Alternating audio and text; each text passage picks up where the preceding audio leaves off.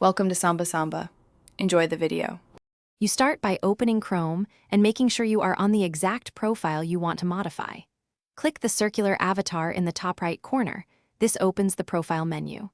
Once done, choose Manage Profiles or the Profile Settings entry labeled with your name. This step accesses the settings where the avatar is stored, so make sure sync is on if you want the change to propagate to other devices. Follow the menu prompts to enter the Profile Editor panel.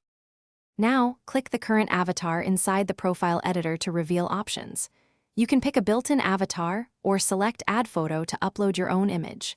If uploading, choose a square JPG or PNG under 5 MB for the best fit. Otherwise, Chrome may crop unexpectedly. Next, use the crop and zoom controls to position the face or subject where you want it. Make sure the preview looks correct, because this is what others, and your devices will display. Finally, save your selection by clicking Done or Save and close the profile editor. You should see the new avatar immediately. If not, sign out of the profile and sign back in to force a refresh.